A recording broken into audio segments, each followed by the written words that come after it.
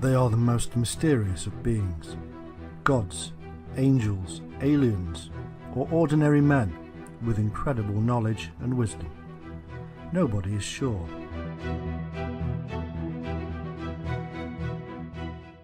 The culture of Mesopotamia is rich and complex. Historians have been slowly unravelling their secrets.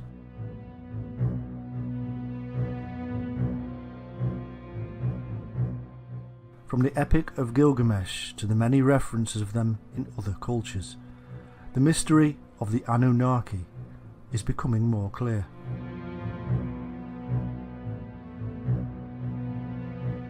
To Western eyes, their ways are strange. Over hundreds of years they have been called gods and angels, and now in our modern age many see them as aliens visiting Earth and bringing great knowledge.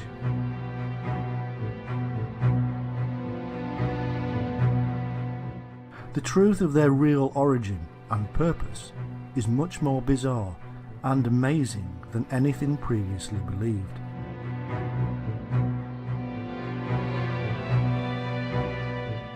Prepare to witness the demystification of a sacred and ancient past.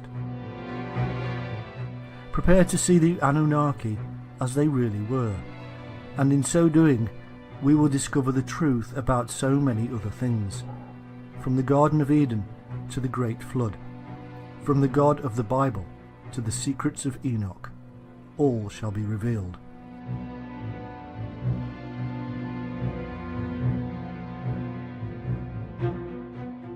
In truth, the Anunnaki are a group of ancient Mesopotamian deities. They are to be found in Sumerian, Akkadian, Babylonian and Assyrian cultures. The exact numbers, descriptions and roles all contradict each other. According to the earliest Sumerian texts, the Anunnaki were the most powerful of gods in the rich pantheon and were descended from An, the greatest of the gods.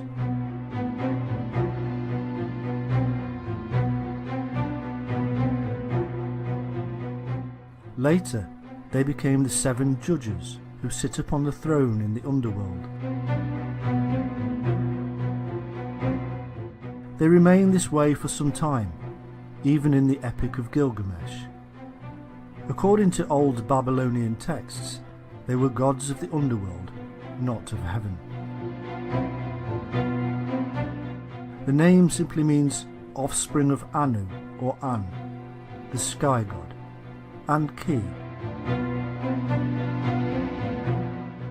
The most prominent and probably well known of the Anunnaki was Enlil, who cleaved heaven and earth in two.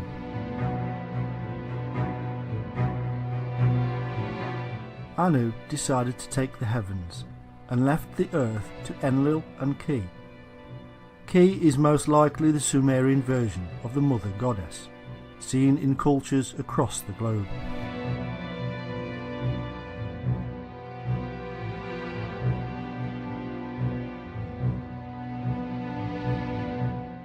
The physical evidence of worship of the Anunnaki is scarce. Most of what we know comes to us from texts. It appears that each of the Anunnaki were worshipped separately in individual cults, and because of this, no evidence of them as a group has been found. No image of them all together.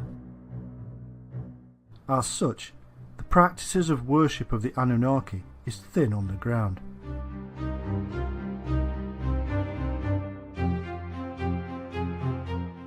The first mention of them is to be found in the reign of Gudea of the 3rd dynasty of Ur. It is a term used to denote the most important deities of the Sumerian pantheon, the descendants of An.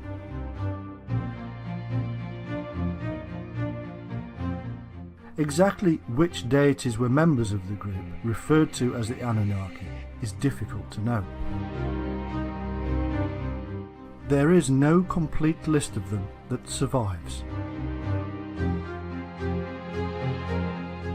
One of the texts mentions 50 or so members of them associated with the ancient city of Eridu, and yet when we read of the descent of Inanna into the underworld, there are only 7. They are judges who condemn her to death.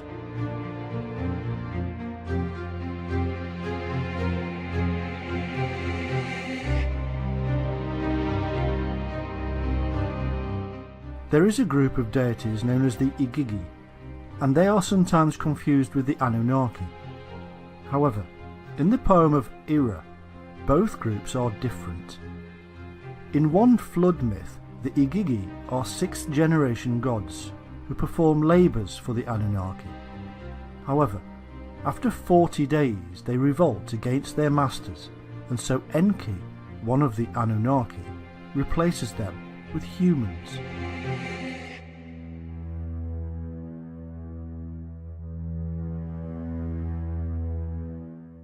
The similarities with the biblical flood and numbers are quite remarkable.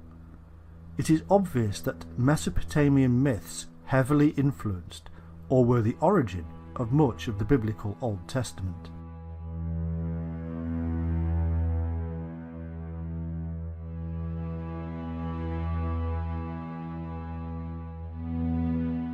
In the Babylonian creation text known as the Enuma Elish, the god Marduk divides the Anunnaki and gives them roles.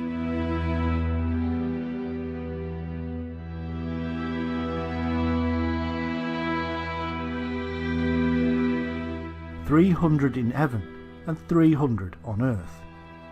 As a thank you, the Anunnaki built Esagila as an abode for Marduk, Enlil and Ea. When they had finished, they built themselves shrines.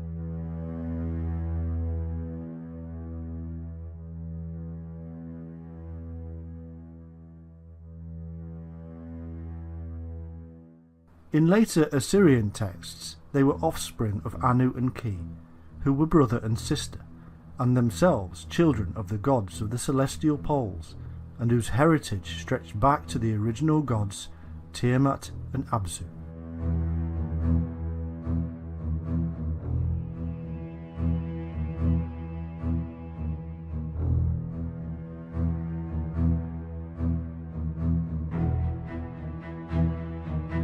Here we begin to see clues to the use of these deities as names for the bodies in the sky, the stars that shine above.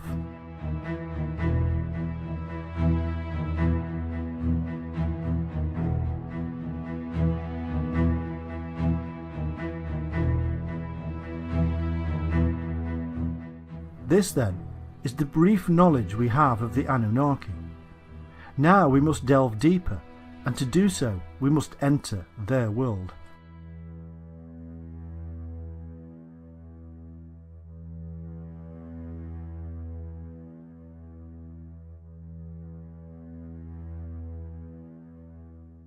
Appearing out of nowhere, and at least as early as the 5th millennium BC, the earliest known civilization, the Sumerians of Sumer in Mesopotamia, was initially a non-Semitic culture. By 3000 BC, and as a result of its sophisticated irrigated agriculture, Sumer flourished as a nation and developed a considerable power base through the development of its numerous city-states like Ur, Erech, Eridu, Lagash and Kish.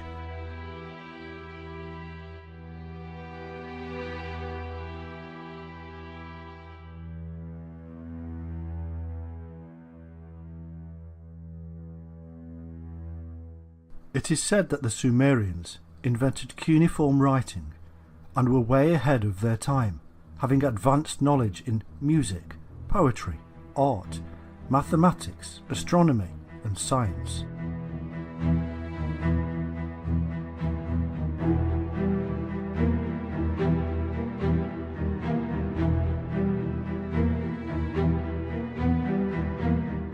For the ancient Sumerians, music was a tool that helped them describe the cosmos.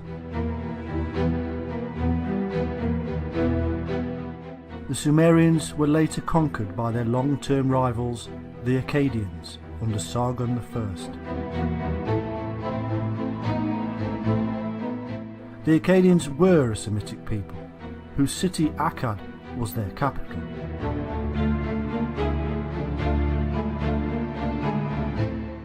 After 2000 BC, Sumeria Akkad declined as a nation and was later absorbed by the expanding empires of Babylonia and Assyria.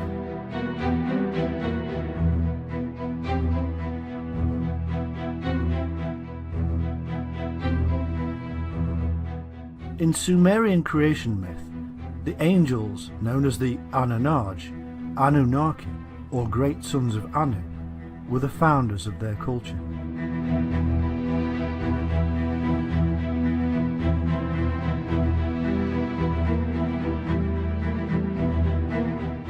The names Angel, Anunnaki and Anakim have much in common. They are indicative of the ancient ancestors who brought the secrets to the rest of the world.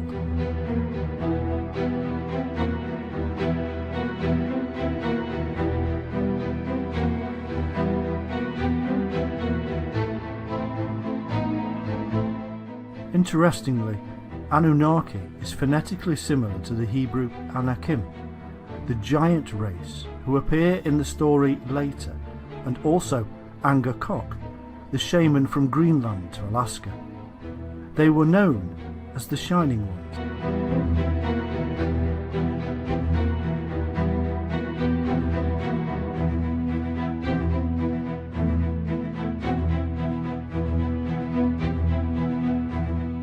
The earliest accounts of the Shining Ones can be found in four principal sources.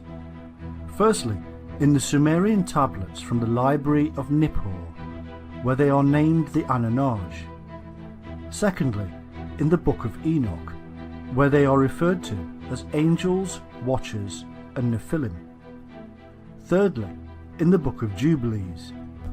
And fourthly, in the biblical book of Genesis, where they are given the name Elohim.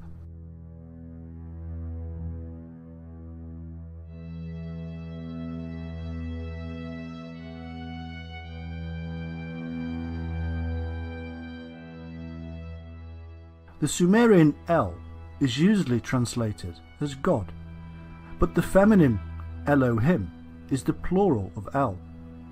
In Genesis, the phrase Elohim is also used, meaning the Elohim.